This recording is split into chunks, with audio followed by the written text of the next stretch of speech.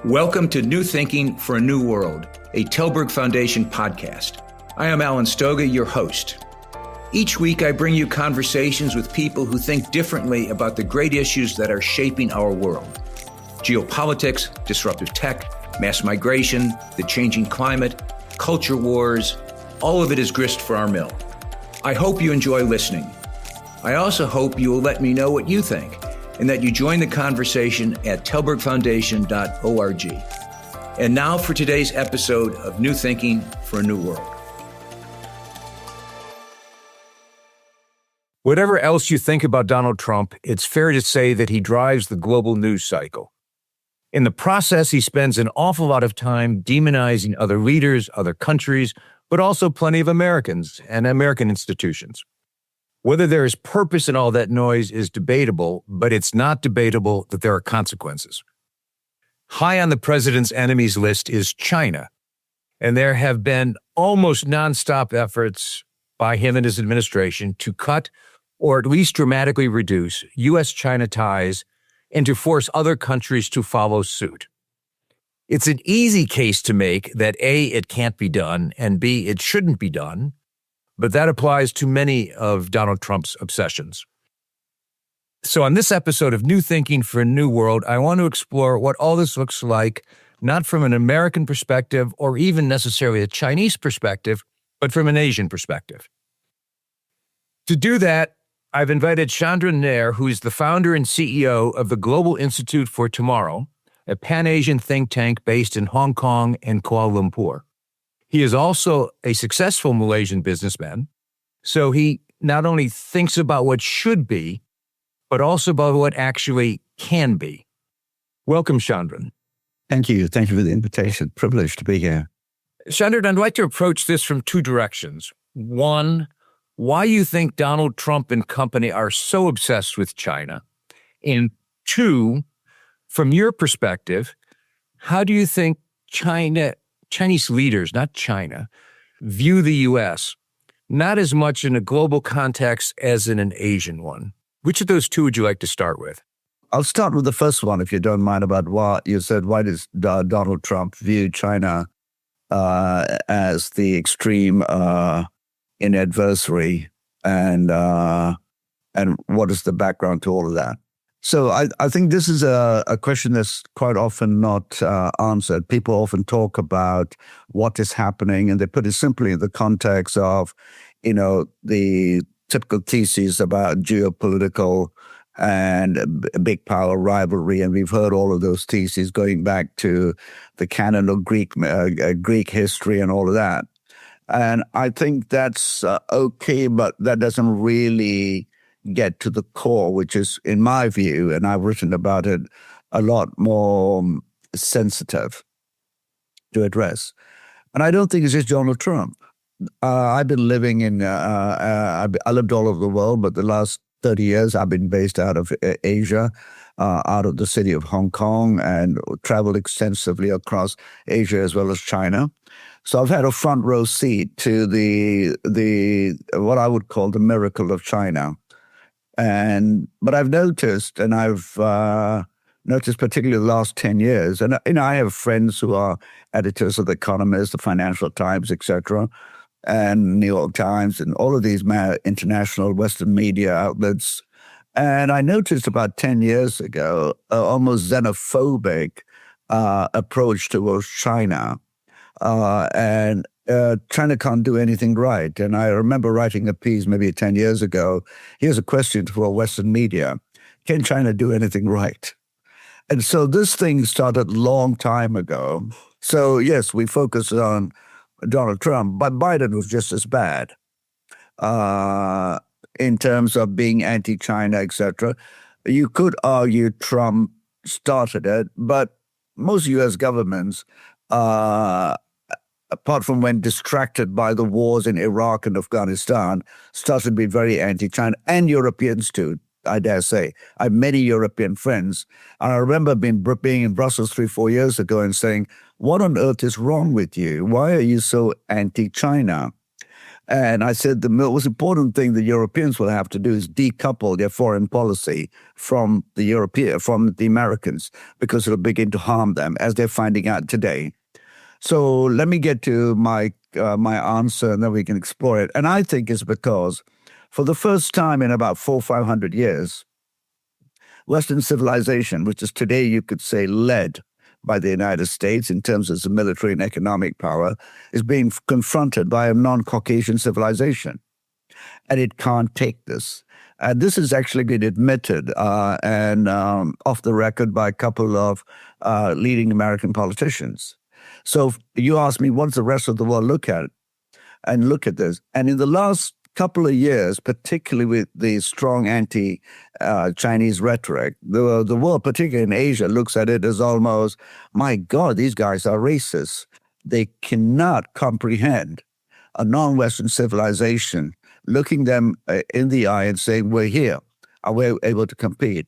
And I think Donald Trump, however you want to describe him, as a populist, etc., felt that he could tap into that, both to be in the news cycle every day, but to also, at the same time, be in America, the person who is going to make America great again. And as we know, there's a strong strain of supremacist attitudes within the American psyche, and he's playing into that. So I would argue that the driver for this is not just Donald Trump. It's steeped in the American psyche. We are number one. We're the hegemon.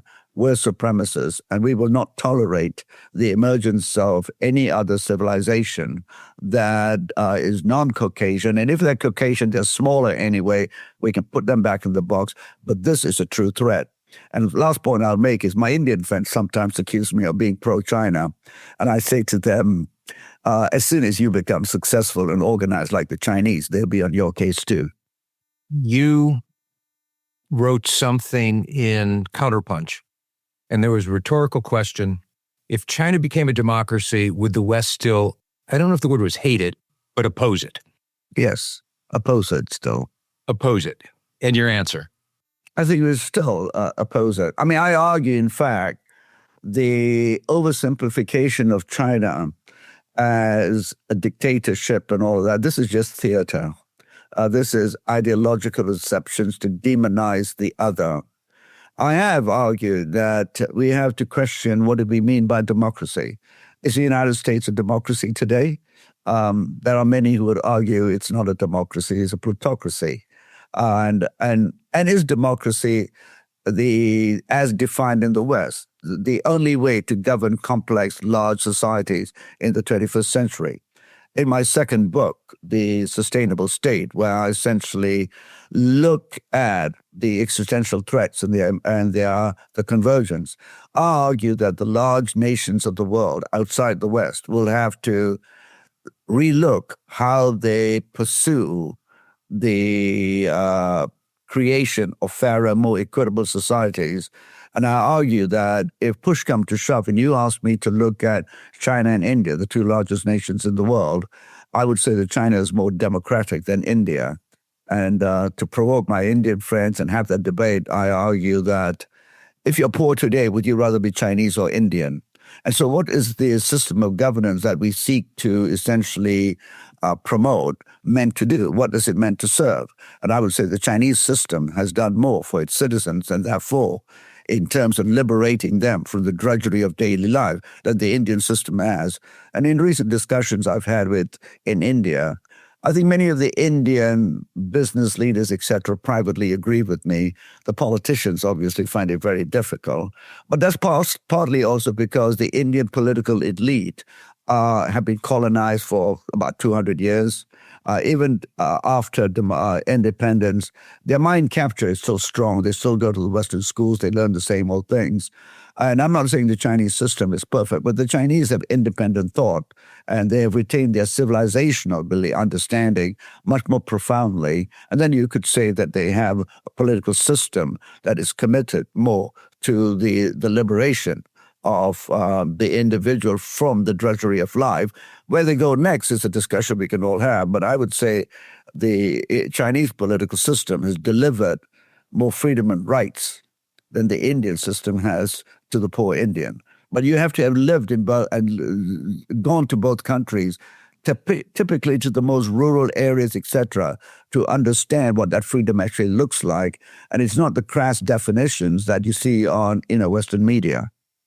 Well, but that's a comparison between China and India, and yes. My question is about China and the United States, and yes. to your point, perhaps more broadly, the West. Would you argue that China is more democratic than the West? I would not want to seek to make that comparison, but I would definitely say that the Chinese political system serves its population in ways that the current Western democratic systems cannot. And I think there's also a real danger. I'm sure some of our audience will wonder, how are you measuring that? How are you imagining it? Right. So what is democracy in the West? And I think one of the terrible presumptions, and people have got away in the West, is just use the word democracy and frighten everybody else. We are democratic, therefore we are superior to you. And therefore we are better societies. So what is our democracy actually about? So this is something that is rarely questioned, right? You should not question democracy. So I'm coming here and saying, well, what is that democracy actually? Well, it works for you to a certain extent, but we're now seeing it throughout Europe and in the United States, it doesn't work. Some of us would argue that the United States for the last 10 years at least, has been a failed state. Now, Americans don't like to hear it, but it has not been able to address its most internal issues. So that democracy in the United States works for it, and my view is we don't interfere with that. But the Western idea is somehow it must export its views to the rest of the world. So in China, what has worked is the data that you don't have to believe what I'm saying, go and look into the World Bank and all of that. It has uplifted 750 million people out of poverty in the space of about 35 years. For me, that is freedom. And if you've been to China in the 80s and 90s and seen the stark nature of the human condition, then you will understand that really is delivering on the promise of liberation and uplifting people from the drudgery of life so that they can enjoy the choices. But then I also argue that democracy, as stated in the West, is essentially the individual as king and unfettered freedoms. And we've seen where that has taken many Western societies too. In other countries, and I argue particularly China, India, democracy comes in great responsibilities and will have to be basically have strict boundaries put on it. My argument being that collective welfare takes precedence over individual rights. The individual is not key. Well, and although that's not where I'd like to go with this conversation, clearly there's an enormous historical and cultural background to that statement, both in terms of how the West evolved its concepts and how China, India, other parts of Asia evolved that concept. And indeed, you are certainly right that in the post-World War II period, where the institutions were essentially built by the U.S. and Europe, that embedded in those institutions are an historic and cultural understanding of how all this ought to work, which worked in the 40s, worked in the 50s perhaps, clearly needs to be rethought at present. But let's go back to, we're still on the U.S. side of it. So the argument, your argument is that the U.S., the West more generally, is stuck almost Groundhog Day-like in the we are the hegemon, we built this world, it's our world, and it's our rules, and hence anything that is not coherent with that view of the rules is somehow unacceptable. Yes. I think the Europeans have woken up to it. If Donald Trump has done the Europeans a favor, he has woken them up from their deep sleep. Somehow the Europeans, and this is also historical, the sort of allegiance of, if I can be so crude as to say, the white tribe of the world, that we are all together, and the rest, as I think the former foreign minister of the EU said, Europe and the West is a garden, the rest of the world is a jungle, and my God, they're coming here. Well, I think the Europeans have woken up to, my God, we understand, But we thought, and deep inside the European psyche, and I understand it, is, my God, we were number one. We know more. And now these people are coming. But Uncle Sam is telling us we can still be number one. He's got the guns, he's got the military might, he's got the economic power to sanction all of this. Let's just stay with him. And so you have, the irony of me sitting in Southeast Asia, the Australians always side with the West. And we look at them and say, very interesting, these were guys. They want to trade with all of us, but when push comes to shove, they're with Uncle Sam. That's a deeper conversation. So I think the Europeans are beginning to understand. But the Americans somehow have not understood this. And it's, I think, partly isolation, but it's also history. The history of settler communities that have rooted in the view of we are number one. And of course, the American sense of exceptionalism, which is reinforced day in and day out by media, even liberal media. I mean, I stopped watching CNN and all of these people because no matter what, it's almost a code that you have to turn up there and say, we are number one. And very few nations actually do it so obscenely as the Americans do. And so it's become part of the psychology of an entire nation. You can't oppose Donald Trump, but we're still number one. So it's no coincidence that the anti-China sentiment of the United States is bipartisan. It's one thing they can all come together. We hate those people. We need to curtail that. We need to curb their rise. We need to do something because they're Chinese. And you say, but why? And they can't explain quite why. So I think the reason the Americans are doing this is, and I wrote a book about dismantling global white privilege, and I cut through the geopolitical area. But I lived in Southern Africa during the apartheid era. And the power of essentially economic power comes from the ability to control others. And you use different mechanisms by which you label them so as to justify your ability and your means of being able to control them. And in the American sense, the fear of losing economic power over the rest of the world, and therefore the elites continuing to enjoy the privileges, be it the exorbitant privilege of the dollar, setting the rules, etc. And dare I say, the continuing economic heft of the military-industrial complex is so rooted in the elites, they can't separate themselves from looking at a different world. So my point would be that, you did say, how would I look at the future? And no one wants to predict. But I think the problem has been for the last 25 years, as China has arisen, and its leaders, and I would say most of them have been, pretty good. There are flaws with all leaders everywhere. But they've been exemplary in trying to deal with the issues of their country, take advantage of the economic systems. You can accuse them of taking advantage of certain things in certain ways, and there's mechanisms to deal with it. But they haven't sought to disrupt the world with warfare. So the leaders have been pretty good, but there's been no American leader equivalent to rise to the challenge of the new world. What do we have? We had George Bush.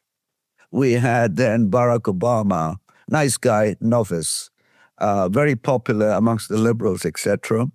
And then we had Donald Trump, we had Biden, and we're back to Trump. So we've had about 30 years of very mediocre leadership in the United States who grabbed the headlines, but none who had a vision of where the world was going. And if they were concerned about China, they can be legitimate, but you can't stop and say that's our policy to curb this other nation from rising without defining what is your fear. And if your fear is essentially one of competition, say so. If it's deeply rooted in your sense of superiority, say so. The rest of the world now, and Donald Trump has done, I feel, done everyone a favor. The rest of the world said, we're taking off our mask. We don't like other people. We have to be number one, and we are supremacists. And anybody who comes close to challenging us, we will put them down. Now, you may disagree with me, and some of the viewers may be, but I'm just telling you what most people in this part of the world and Africa think. They said, my God, these guys are taking off their mask and said, they're the same old colonialists, imperialists. And Donald Trump is just saying, I'm shameless. I don't care about that. China's point of view, but you're not speaking for China. Yeah, I'm not speaking for China, no. About China, because you live in the neighborhood, you have studied China like me, you've traveled extensively to China. So the Chinese, as you've said, have done an amazing job of taking a country that was a moment ago a backwater in terms of the capacity of its people to feed themselves, to clothe themselves, to develop, to grow. And they've built world-class universities. They've built world-class industries. Sure. And we are where we are. Now, whether or not China's the largest, second largest, they're a very important country. They are clearly, as Xi Jinping said to Barack Obama when they had the summit in Sunnylands, he said, it is reported that you are the legacy power, we're the rising power. That doesn't mean, it shouldn't mean either that we are inevitably going to be in conflict. Exactly. Nor should it mean that the fact that I'm recognizing you're the legacy power means that you're a declining power. I'm not saying that. I'm saying exactly. You're the legacy power. That's an objective fact. So we are where we are. What does China want, in your perspective? What kind of world do they want based on what we can see today? I appreciate you reminding me that, and your the viewers that, I'm not speaking as a Chinese. I'm not Chinese, but I've watched very carefully. If I was speaking to an Indian audience, I would talk about me watching Indian. I'm of Indian origin, but I was born in Malaysia. I'm speaking from the perspective of a non-Chinese person in Asia, but has lived all around the world. So what does China want? I think what China wants is simply this. And my advice to China is something different. I'll mention it later. I think what China is committed to, in my understanding, is firstly, its people. It realizes that it's come from a very low base. It's achieved lots of success, but it has a lot more to do. One of the misconceptions is that all Chinese are now driving EV cars and are rich and have air-conditioned homes and all of that. This is complete nonsense. 500 million Chinese are better off than anywhere else in the world, despite being poor, and that is a tribute to the Chinese governance system of common prosperity, etc., and which is why I'm quite critical of the Indian system, right? Because I say they got too much democracy. So that's something to think about. So I think what they want is, what else do we need to do? They've also recognized that having gone on the path of opening up their markets and creating a consumer economy, they have reached certain thresholds that will be disastrous if they don't start to curb the way that economy works. And this is essentially what they have termed the eco-civilization dilemma. And President Xi is the only global leader who has spoken very openly and articulately about it, and in fact said to the whole nation, particularly leaders and political and business leaders, there's a red line, and if you cross that red line, the government will have to act. So it wants to preserve the integrity of the nation, but it also understands a nation of over 1.3 billion people now has huge ecological constraints it will have to deal with. It knows that it has created technological advances, but those technological advances at the same time will need to be harnessed for societal good, rather than technology is simply an economic driver that will create whatever outcomes, and all of those will be good. The last point of what China wants, in my view, is it wants a peaceful world in which it will have a say, it will not be demonized, misrepresented, but it can contribute. And I think the Chinese concept of a shared future for humanity is dismissed too easily by a rather jaded liberal Western media that thinks, these guys can't mean any of that, they're Chinese. I think this is badly understood. So it wants a shared humanity, a future, taking into consideration all the challenges. And as you said earlier, with President Xi had said, to live in harmony with a superpower like the United States. And I think very importantly, as you said, it doesn't want to see the United States decline. I think China understands that a strong United States, and I believe this too, the rest of the world, is very important.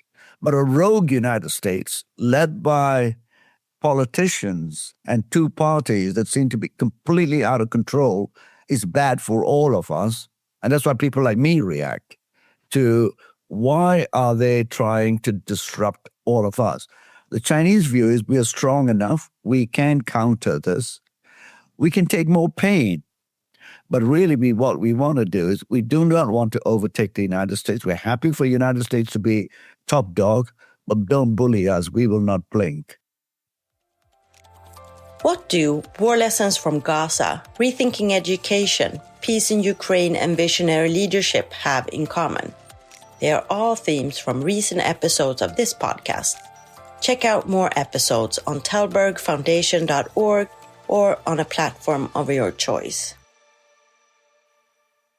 Chinese strategy and express strategy for some time has been the bumper sticker, Asia for Asians, the 9-dash line. The United States is not an Asian power, and it ought to be pushed back or pull itself back, depending the dynamic.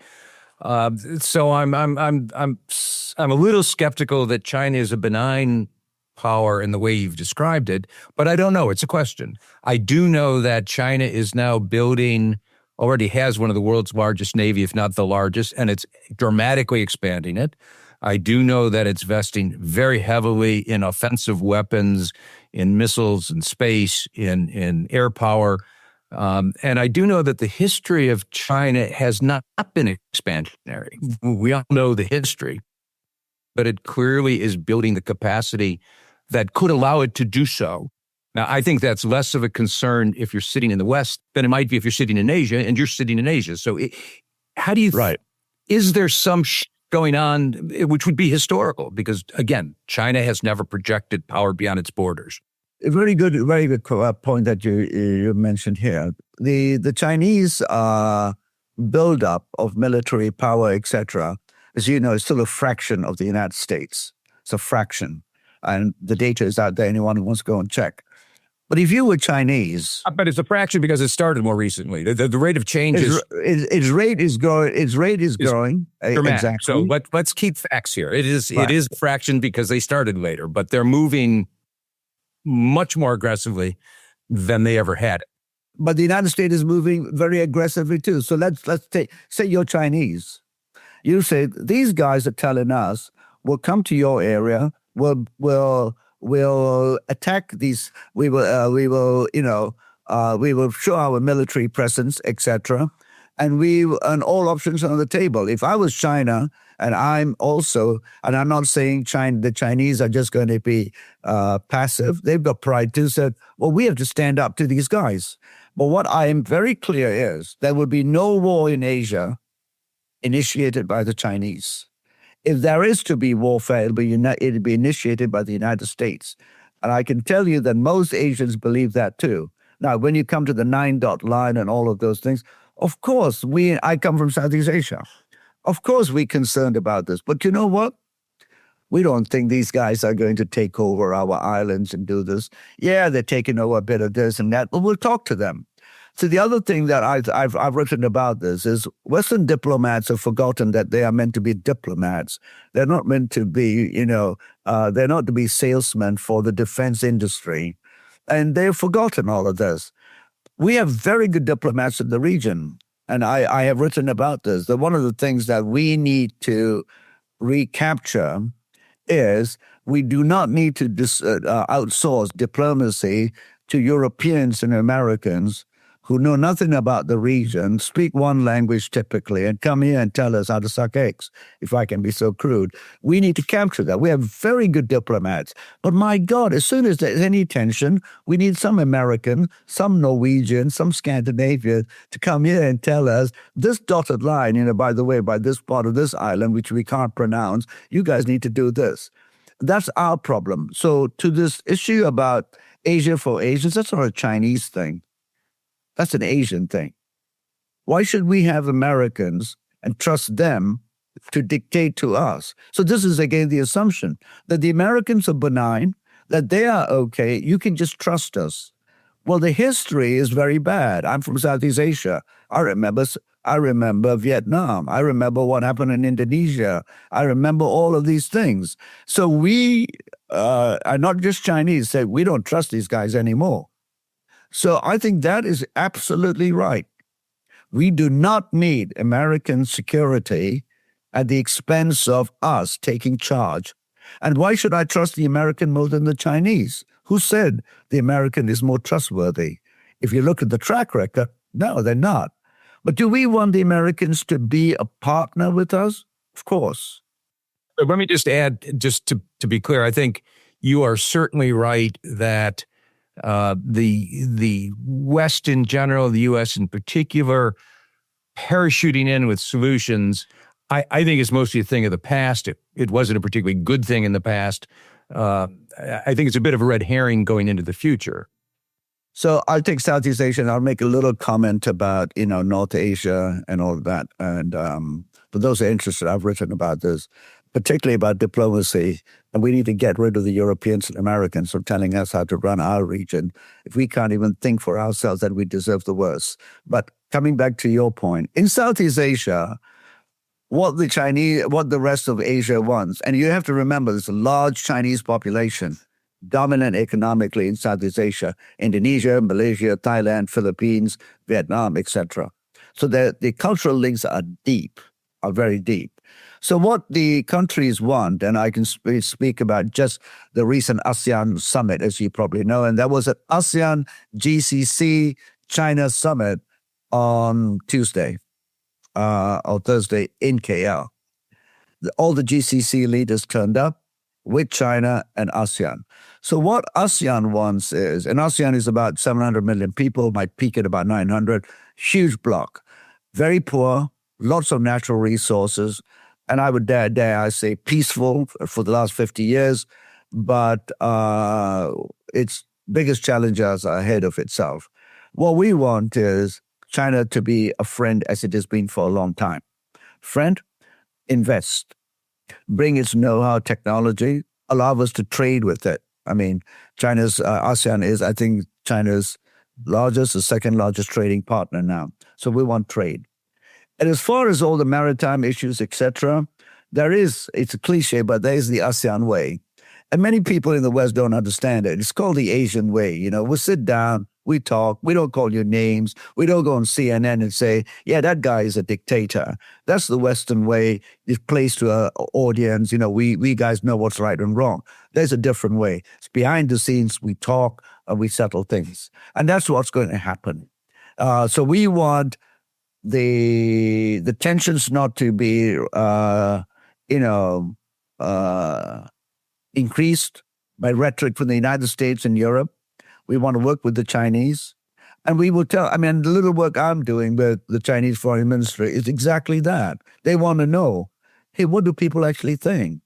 And I tell them unvarnished what I believe they need to be doing. For instance, I tell them that they need to be very careful about their desire to do trade, desire to have access to resources, but not to become a colonial empire, and not taking things for free, but taking things cheaply and doing things unfairly.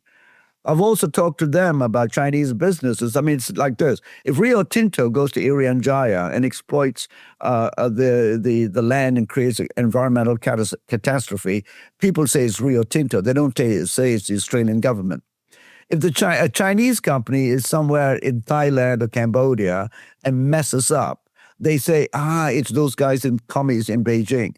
And it's the President Xi who sent these guys to destroy Cambodia. So I've told the Chinese, and they're the only country that can do this, curb their companies acting in ways that are not good in the national interest as well as those countries. So what we want is China to trade fair and China not to impose its will on others because we are smaller, and for us to be able to negotiate with the Chinese. The ASEAN summit and all the negotiations with the Chinese, which the Western media never reports on, is doing it the ASEAN way, the Asian way. We talk, we don't call you names, we sit down and we do quiet diplomacy. And we don't need Norwegians or Scandinavians and Europeans at that table, because we should be able to do it. And so I think that's what we want. Peace, stability, negotiations. We understand they are the big brother, and we're going to try to tell them, please respect us too. And that is happening on many levels too. So I think that's what we want. And last question, do you expect that is the course events will take? That they indeed will recognize, and again, we're within the Asian context, that as relationships evolve and change over the next years, which they're changing very, very fast, that they'll evolve in that collaborative, cooperative way, even recognizing that one's very large and others are not. Absolutely. I mean, otherwise I'd give up doing the work I do. And even, and I hope I'm not sounding anti-Western. A non-Western view to all your viewers is not anti-Western. I'm a big fan of the West. I think it's shot itself in the foot. And I think, particularly Europeans, they need to see the world beyond the United States. They need to stop talking about the special relationship. I think the ASEAN region has enough power to be able to use its soft power to talk to the Chinese. But more importantly, the Chinese have no interest in total domination. And where the Chinese do behave in ways that we feel is no good, quite often it's a reaction to the threat being imposed on it from the West. So I think this is absolutely the way. And this is why I keep saying to the West, and here I'll repeat it, to the United States, play a constructive role.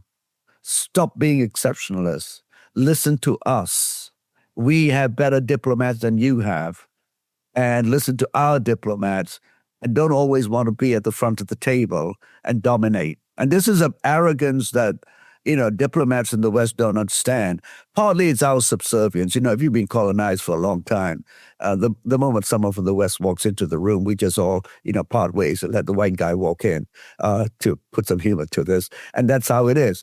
But that future that you just painted is absolutely what I think will happen. But external pressures, geopolitics led by the United States is the unknown factor. There will be no war in Asia, in my view. No war, unless the United States instigates it. And, the recent thing with Pakistan and India, the United States took credit for apparently brokering the peace, but there was a lot of other diplomats at work from the region too. And if the United States can broker that sort of peace, well done. That's what we need.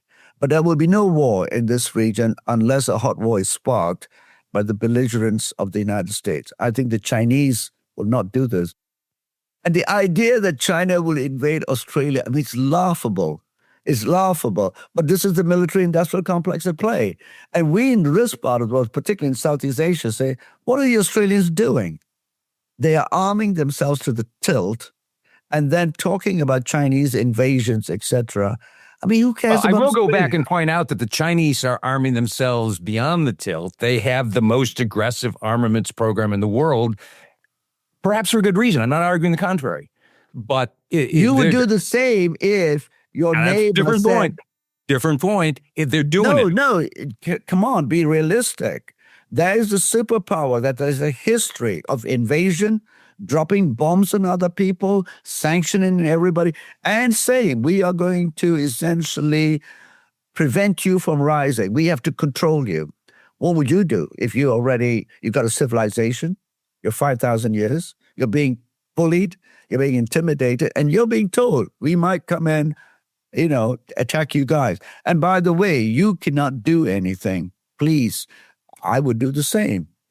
And then, as you said, I'm coming from a low base. It does look like I'm going all this way up. But this is the escalation. And I think we need to really stop this. But I don't think the Chinese are going to invade anybody. No, they've got enough problems of their own. If you've traveled in China, you will know that there's so much to be done there. And they've done a brilliant job of that. So, I hope I've not painted a picture that China has some problems, that China is just simply benign. But I think the exaggeration that China... And my question to people is, why are you afraid of China?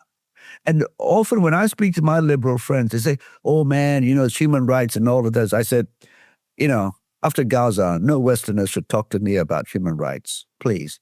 We know their hypocrisy. So the view that the Westerners, the Europeans, care about human rights of other people, I've always laughed at because I know the history of the West. So whilst the Western powers, the French were talking about liberation and all of that, I mean, they're the worst colonizers in the world. I mean, so suddenly you care about human rights? We're not stupid. Human rights are just as important to us as in the West.